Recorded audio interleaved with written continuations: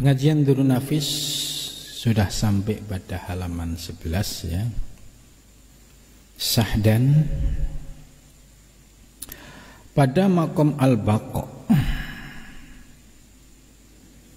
yakni makom tauhidus sifat, inilah kesudahan yang diharap dan yang dimaksudnya dan yang dicita-citakan dan yang dituntut. Dan pada makom tauhid sifat ini kesudahan sampai daripada kebanyakan daripada segala anbiya dan aulia, dan tiada yang melampaui akan makom ini melainkan Nabi kita Muhammad sallallahu alaihi wasallam jua. Dan barang yang ada anbiya dan aulia yang di bawah kodamnya. Maksud dari penjelasan kitab ini ya, ini terkait dengan penjelasan sebelumnya, yaitu bagaimana cara memahami tauhidus sifat. Tauhidus sifat itu artinya mentauhidkan segala sifat. Nah, kita ini sebagai hamba, sifat mana yang sering ya yang ada di dalam diri kita, tapi kita tidak mampu mengembalikan kepada Allah. Jadi di dalam diri kita ada sifat, dan sifat itu sesungguhnya milik Allah, tapi sering kita akui. Maka dengan mengkaji kitab Tauhidus Sifat, yaitu mengesahkan sifat, ya, sifat di sini ya lebih konkretnya yaitu sifat ma'ani. Sifat ma'ani dalam i'tiqad Asy'ariyah itu menjadi bagian dari sifat 20. Sifat wajib bagi Allah yang 20. Wujud, qidam, baqa, mukhalafatu lil hawadisi, qiyamu binafsihi, wahdaniyah, qudrat, iradat, ilmu hayat, sama, basar, kalam, qadirun, muridun, aliman, hayyan, sam'an, basiran, mutakaliman. 20 dibagi menjadi 4. Yang pertama nafsiyah, yaitu wujud. Yang kedua salbiyah, 5. Qidam, baqa, mukhalafatu lil hawadisi, qiyamu binafsihi, wahdaniyah. Ini salbiyah. Salbiyah ini sifat kekhususan yang dimiliki oleh Allah. Yang qidam dahulu hanya Allah. Yang kekal hanya Allah, yang baqa. Yang mukhalafatu lil hawadisi ya hanya Allah.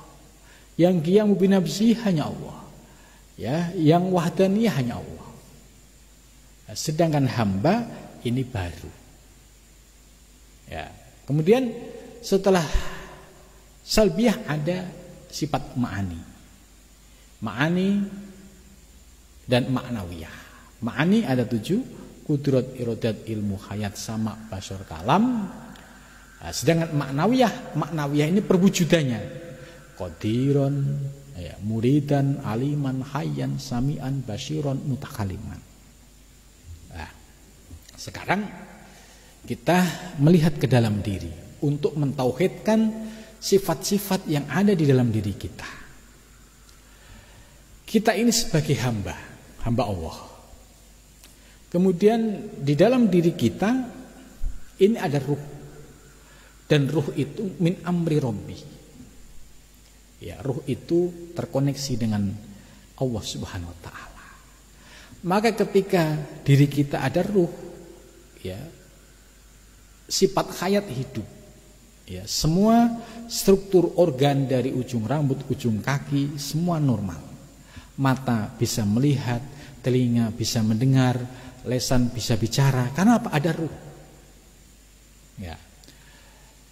Jadi dengan kata lain, setelah di dalam diri kita ini ya ada ruh, kemudian ada sifat-sifat ilahiyah, sifat-sifat ma'ani, kudroh, kuasa.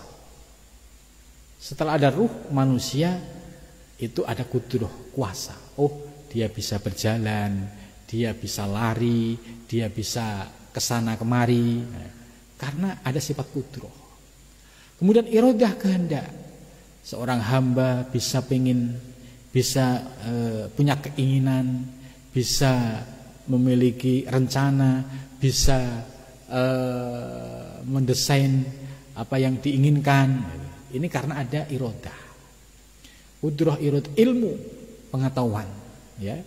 Di diri kita hanya ada otak, tapi di dalam otak ini Allah memberikan ilmu kepada hambanya, ya. Makanya ilmu ini ya sesungguhnya milik Allah. Qudrah yang ada pada hamba ya sesungguhnya milik Allah. Irodah yang ada pada hamba sesungguhnya juga milik Allah. Ilmu yang ada pada hamba juga sesungguhnya milik Allah. Ya, qudrah, irodah, ilmu. Hayat, hidup. Ya, tadi sudah. Hidup ya karena ada ruh. Ruh kalau dicabut dari jasad kita, semua organ tidak berfungsi dengan baik. Mata dibuka tidak bisa melihat, telinga diteriakin, ditangisin juga nggak bisa menjawab, nggak bisa mendengar. Itu. Sama mendengar, basor melihat, kalam berbicara. Jadi 7 sifat ma'ani ini milik Allah. Cuma kita ini sebagai hamba, karena di dalam diri kita ada ruh, maka 7 sifat ma'ani ini juga nyata pada diri kita. Nah, kita seringkali lupa bahwa hakikatnya 7 sifat ma'ani ini milik Allah. Maka kalau kita tidak paham ilmu, akhirnya muncul pengakuan-pengakuan. Contoh, dia orang yang memiliki keilmuan yang luas. Karena dia tidak paham ilmu-ilmu hakikat tadi, ya merasa bahwa ilmu yang dia miliki itu ilmunya. Karena apa? Hasil kerja keras membaca ratusan buku sehingga bisa menjadi orang yang alim. Nah, ini kalau tidak tersentuh dengan ilmu hakikat, tidak paham dengan ilmu hakikat, maka akan muncul pengakuan. Oh, itu ilmuku. Maka kalau dia sudah mengakui itu ilmuku, muncul sombongnya, merendahkan yang lain. Ah, itu enggak ada apa-apanya. Ah, itu ilmu syariat. Ah, itu ilmu. Nah, ini karena tadi tidak memiliki kelembutan hati sehingga ngakui ilmu yang hakikatnya milik Allah diakui miliknya. Begitu juga ketika seseorang memiliki prestasi dalam hidupnya, ya, muncul ego, muncul keakuan bahwa prestasi itu hasil kerja kerasnya. Begitu juga ketika mendapatkan prestasi duniawi, sukses, ya, diakui ini hasil kerja keras saya. Padahal yang sesungguhnya dia bisa bekerja, bisa diberikan sehat walafiat, itu sesungguhnya Allah Subhanahu wa ta'ala yang memberi. Dia bisa membaca ilmu, ya, karena diberikan fasilitas oleh Allah. Nah, bagi orang-orang yang sudah paham ilmu hakikat, maka 7 sifat ma'ani ini ditundukkan dengan cara mengembalikan kepada Allah. Qudrah misalkan, la qudrata illallah, tidak ada qudrah di dalam diri saya kecuali milik Allah. Oh iya, akhirnya benar ya, saya ini tidak punya daya apa-apa. La iradata illallah, tidak ada kehendak kecuali Allah. Ya, terkadang kita sebagai hamba punya banyak keinginan, tapi terkadang keinginan yang tidak kita inginkan terjadi. Nah, inilah bukti bahwa yang punya irodah adalah Allah. La irodah, la sam'a, tidak bisa mendengar. Ya, buktinya apa? Telinga tok, kalau ini milik kita, itu pun nggak bisa berfungsi apa-apa. Telinga bisa berfungsi karena ada roh, dan roh milik Allah. Maka akhirnya la sam'a illallah, tidak bisa mendengar kecuali dengan Allah. La basara illallah, la hayata illallah. Sehingga setelah paham 7 sifat ma'ani, akhirnya bisa menyadari bahwa dirinya la haula wala quwata illa billah. Tidak ada daya, tidak ada kekuatan kecuali daya dan kekuatan dari Allah Subhanahu wa ta'ala. Bisa bekerja karena ada kekuatan Allah. Bisa mencari ilmu karena ada kekuatan dari Allah. Bisa sukses duniawi karena diberikan anugerah oleh Allah. Jadi akhirnya bisa mengembalikan semua milik Allah, mengakui dirinya tidak punya daya dan kekuatan apa-apa kecuali daya dan kekuatan dari Allah Subhanahu wa taala. Bagi orang-orang ahli tarekat, ya, dalam menundukkan ego di dalam diri kita, 7 sifat ma'ani tadi ya dikaitkan dengan zikir nafi isbat. La ilaha illallah, ya.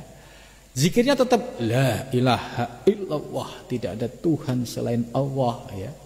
Kemudian digali maknanya. Makna yang terkait dengan 7 sifat ma'ani. La ilaha illallah, tapi muncul di dalam dirinya mulai dari tidak la qudrata illallah. Tapi ini enggak diucapkan, dirasakan. Tetap yang muncul la ilaha illallah.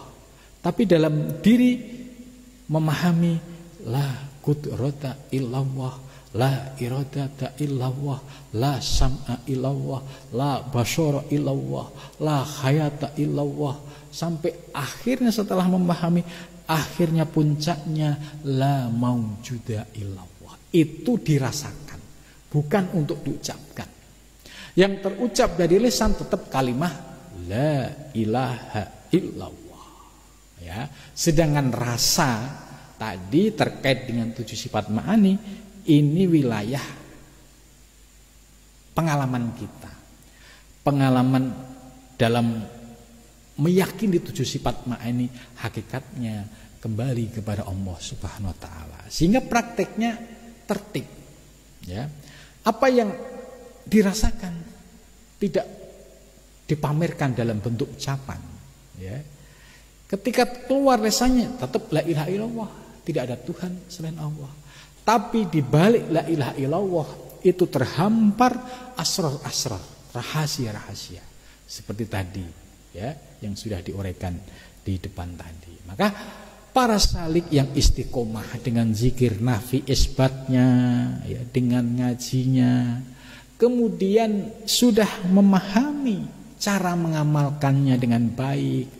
Mengamalkannya bagaimana? Nah, setelah paham tadi, ya, dalam pengamalannya yaitu dengan suhud. Suhud itu latihan seorang salik, ya, setelah paham teori ilmu, memandang objek lahir dikembalikan kepada Allah. Melihat, ya, pohon jambu, melihat, ya, binatang apapun, itu dalam batinnya bisa mengembalikan kepada Allah hakikatnya, tidak untuk diucapkan. Ini namanya suhud. Kemudian suhud ini kalau istiqomah akan mendapatkan anugerah musyahadah. Musyahadah itu apa? Musyahadah itu sebagai buah dari keistiqomahan kita di dalam mempraktekkan suhud. Nah, apa ciri-cirinya musyahadah? Ujuk-ujuk ada pencerahan dalam memahami sebuah objek tanpa ada upaya kita. Ada kemudahan mengembalikan kepada Allah. Ada kemudahan tiba-tiba melihat objek itu yang dirasakan sebagai anugerah Allah yang luar biasa. Ini namanya musyahadah. Nah, seorang salik yang istiqomah, ya, setelah dia belajar suhud. Suhud itu ya proses belajar terus, ya, terkadang lupa, ingat terus. Ini sebagai proses dinamika. Tapi ketika kita istiqomah, pasti suatu saat kita akan diberikan anugerah yang namanya musyahadah. Lah, kalau itu bisa dilakukan sampai tahqiq, maka kemarin Syekh Abdul Nafis menyampaikan sampailah kalian pada makom fana. Fana itu artinya bisa meruntuhkan keakuan, keegoan yang ada di dalam diri kita, kembali kepada Allah Subhanahu wa taala. Fana. Qudrah la qudrata illallah, la iradata illallah. Jadi enggak punya daya apa-apa. Semua milik Allah. Itu. Tapi dengan pengamalan yang proporsional, yang pas. Jangan pengamalan yang campur aduk, bahaya. Sebab kalau mengamalkan ilmu hakikat ini tidak utuh, tidak proporsional, ya bahaya. Ya, maka penting sekali dalam memahami ilmu ini secara utuh dan secara proporsional itu, supaya tadi bisa merasakan fana. Fana itu mulai dirasakan. Ya, mulai bisa mengembalikan semua kepada Allah Subhanahu wa taala. Setelah fana sampailah pada baqo billah. Baqo itu berkekalan. Fana ini terkadang prosesnya agak mabuk ya. Mabuk itu ya di luar kesadaran dirinya, itu fana. Tapi kalau baqo itu kesadaran yang sudah membumi, tapi pandangannya selalu istiqomah memandang Allah. Itu baqo. Jadi kalau para salik terkadang masih proses fana, naik turun, ya fluktuatif. Tapi kalau para arifin billah, para aulia itu sudah baqo billah. Ya, mereka sudah duduk ya sebagai seorang mursyid, sebagai seorang guru, ya, beliau istiqomah di dalam mengingat kepada Allah, mengembalikan kepada Allah dengan tetap menunjukkan tertib dalam syariat, thariqah, hakikat dan ma'rifahnya, sehingga tidak memunculkan kontroversi, tidak menimbulkan fitnah, tidak menimbulkan masalah. Nah, ini yang disebut baqo billah ya. Hal ini semua yang disampaikan oleh Syekh Nafis ini dirasakan oleh para nabi, para aulia. Jadi ini ilmunya nabi, ilmunya para aulia. Kita masih salik. Salik ini ya masih orang yang berproses belajar. Ya, kalau ada kekurangan wajar. Kalau ada kekhilafan wajar. Tapi kita terus istiqomah untuk terus meningkatkan kualitas, untuk istiqomah terus memperbaiki diri. Nah, kita sudah diberikan peta. Kalau kita istiqomah, latihan syuhud musyahadah, ya nanti akan merasakan fana. Setelah fana, istiqomah akan mendapatkan anugerah baqo billah. Nah, kita sudah ngerti itu goalnya, istilahnya proses perjalanan akhirnya, kita sudah tahu tahapannya. Nah, kita harus menyadari posisi kita masih salik. Jangan sampai posisi kita salik merasa menjadi wali, ya kan? Wali merasa menjadi arifin billah, merasa menjadi aulia.